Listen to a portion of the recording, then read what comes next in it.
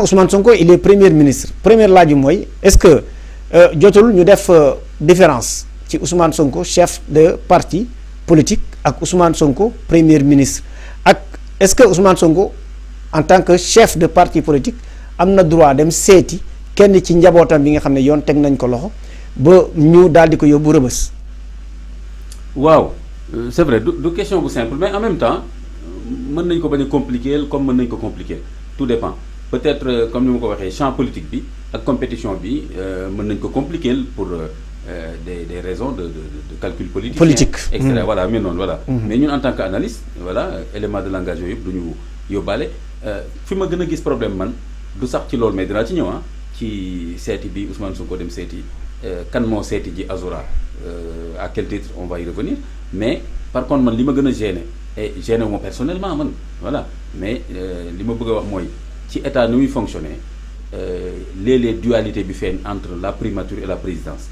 mooy léeg-léeg premier ministre bi surtout moom wax wala def loo xam ni day mel ne ku jël sañ-sañu président ci ni mu waxee wala ni mu defee et cetera donc yooyu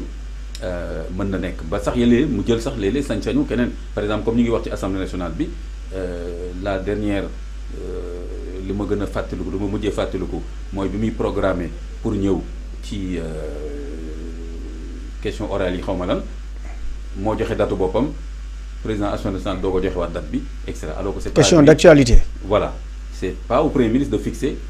le jour de sa venue. mu fixé ko. voilà voilà ñu mel noonu ak yeneen yoo xam ni voilà donc man foofu laa gis ne moo war a gën a nekk problème pour réew mi ni muy doxee parce que man côté institutionnel boobu dafa ma intéressé trop. Parce que bu amul rek jungle am maintenant que léegi un chef de parti même s'il est premier ministre dem seeti un militant en prison man en tant que analyste gisuma problème bi bu fekkee ni dafa dem rek en tant que chef de parti dem seeti militant je trouve que c'est normal et que dara terewu ko en tout cas est-ce que dégg nga kenn ku wax ne yoon tere na ko donc gisuma effectivement benn loi wala dara luy wax ni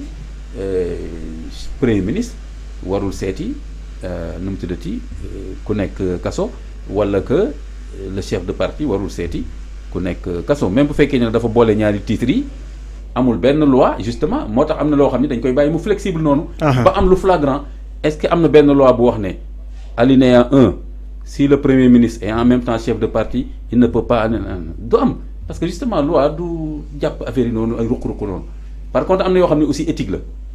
morale ci defin bi dañ naan lii gënul même bu ko dara terewul gënul et cetera bon xëy na ci côté boobu mën naa wax ne gënul en tant que premier ministre donte woon chef de parti la que mu dem fa parce que nit ñi mën nañ ko jàppee comme un message ci koo xam ne wax dëgg yàlla du lu rafet moo ko yóbbu foofu parce que su fekkoon kii dañ ko jaayan doole wala nangam yoo xam ni. nga dem defal ko soutien ne ko man gis naa ni sax dañ la tooñ mais comme yoon moo la woolu rek maa ngi ñëw di la sargal loolu mooy gën a neex a dégg koo xam ne dafa saaga ay nit. nangam ak nangam. premier ministre wala chef de parti dem seeti ko sur le plan éthique et moral foofu moom ça peut être questionné et c'est questionnable maa wax questionnable c'est donc y a problème ci côté boobu mais nekkul loo xam ni faute la sur le plan formel ak doxinu institution yi. mais daal éviter ko woon moo gën parce que même boo dee chef de parti tey jii waa Sénégal ñu ngi lay gën a xoolee premier ministre ci question yooyu nga xam ne dafa jëm ci ay yoon ay justice ak yu mel noonu question yu sensible la indi na fi ay bakkan yu rot et cetera donc sénégalais yi ñu ngi lay gën a xool nga bañ a def dara luy niru interférence ci wàllu boobu donc ñu gis la nga dem fa sax ni yoon teeg moom sax dugg wax génnaat rek mën nañu wax ni kii kan dafa waxanteel lu mu fa diggee suba si benn décision justice bu génnee ñu ne gis nga dafa dem démb rek lii génn donc yooyu c'était évitable. donc décision justice boobu noonu sax foofu laa doon ñëw ak yow ndax parce que déjà bi ñu gisee ni le premier ministre Ousmane Sonko wala chef de parti Ousmane Sonko bi mu fa demee le lendemain bi la Azoura am li nga xam ne moom mooy liberté provisoire ci wér-gu-yaram bi ñi nga xam ne ñoo nekk ci kujje bi di wax ni nu mu fa demee moo influencé ñi nga xam ne ñoom ñooy juges yi est-ce que yow jàpp nga ni séparation de pouvoir dina mën a dem ba àgg foofu noonu. beneen laaj bi mooy bu dee le premier ministre il voulait s'opposer bu dee ni ñu koy waxee parce que xam nañu ni le ministre de la justice moom procureur ci waawam lay wuyoo déjà moom moo ko yilif. waaw wax rek moo ko yilif. voilà moo ko yilif voilà hiérarchie am na ci waawam lay wuyoo déedéet. voilà mooy hiérarchie am. donc bu dee ñoom bugguñu ba li ki nga xam nag moom mooy des éléments de passif ñu teg leen loxo maanaam ñëbbu leen. ok du ñu yóbbu sax Azura. kon du ñu egg foofu sax. voilà foofu laa doon ñëwee parce que jamono bu may wax nii ak yow mun naa wax ni 6 personnes ci ñi bokkoon ci ñi bokk ci ñi nga xam ne nag ñoom ñooy waa Pastef te ñu demoon kaso ci jamono Macky Sall ñu ngi kaso am na ñi nga xam ne yóbbu nañ leen bàyyi leen ku ci mel ni yaayu Fatima gis nañu fi ni dafa amoon problème ñu yóbbu ko cybersécurité après buñ ko auditionné ñu daal di ko bàyyi. foofu noonu parce que gis nañu journal yu bëri ñëwoon nañu ci liberté provisoire bu Azura am jàpp ni Ousmane Sonko di mu fa demee moo tax mu am loolu yow nag lan mooy sa jàngat ci loolu. non man dama yaakaar ni su fekkee ci analyse rek lañ teg.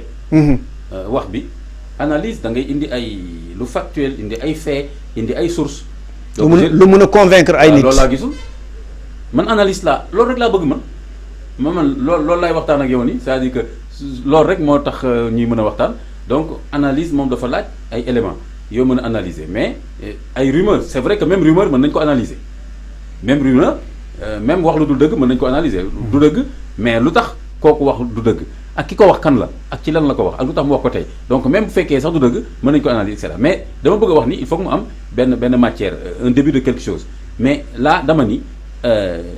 bu fekkee ni rek affaire pour bañ ku bokk Pastef yoon jàpp ko am na ay waa Pastef yu yoon jàpp ñu ngi fa ba tey. am na ñoo xam ni tamit bu yàggul tam yoon jàpp na ne wala convoqué leen et cetera donc maintenant man problème Azura bi décision mu génn am liberté provisoire boo xam ni juge bi moo ko joxe mu basé wu ci certificat médical man c'est pas mon problème gisuma ci problème damay respecter décision juge bi sur la base d'un certificat médical. lenn rek man moo ma gêné foofu en tant que analyste. ci wàllu Azura Fall bi mooy koo xam ne nag dañu ne àndul ak 100% ses facultés mentales. ba pare yoroon otoom di dawal ci dëkk bi nangam ak nangam et cetera mais loolu voilà man en tant que analyste dama ne xaw na poser problème mais malgré tout damay respecter le juge. donc ça veut dire que dañu war a retirer lépp li nga xam ne nag bu dee yor na ay papier maanaam permis bu dee yor na ak permis dañ ko war a retirer ngum en attendant ñu daal di xool. en toute logique. Ouais. Conséquence su. certificat médical bi loolu la war a doon. donc conséquence bi loolu la war a doon. parce que su fekkee ni certificat médical dafa établir qu'il ne dispose pas de ses facultés mentales alors kooku mënuñ ko bàyyi dans l'espace public. muy jëfandikoo lu mel ne oto xoolal oto nu mu dangereux ak tamit sax am yenn liberté yi et cetera moo tax ñàkkul yooyu sax mi ngi ci dossier bi mooy que ni liberté provisoire bi dañ koy motiver. si parce que ci xibaar sax demoon na Maroc récemment demoon na Maroc pour cas boobu noonu. mais voilà donc loolu moo tax man élément de langage politicien duñ ma yóbbaale moi je dis tout simplement que le juge il a devant lui un dossier boo xam ni ñu bëri ñu ngi wax gis ñu dossier bi certificat médical et cetera et même la liberté provisoire aussi d'abord c'est provisoire ah. waaw provisoire. waaw pour le parce que le 22 bii ni lañ leen war a àtte. voilà waaw donc gisuma fi kenn ku rëcc ci justice pour l'instant ba ñu mën a wax ne premier ministre moo influencé ñaareel ba liberté provisoire c'est toujours motivé avocats yi xam nañu ne lii ak lii lañ ci bind et que dinañ ko woo def jugement bi jugement boobu bu ñu ko defee nag dinañ gën a am élément. ci magistrat bi moom nan la traité dossier bi en âme et conscience ak éléments yi mu am donc man fu nekk nii du ma dugal en avant affaire ay influence même si hiérarchie am na mais dégg nañ le ministre de la justice mu ne comptez pas sur moi pour may. defar leen faveur. kii la waxul sax def faveur loolu sax su ko waxee day ñàng pour may mettre la pression. ci benn ci magistrat yi ok. magistrat yi ay nawleem lañu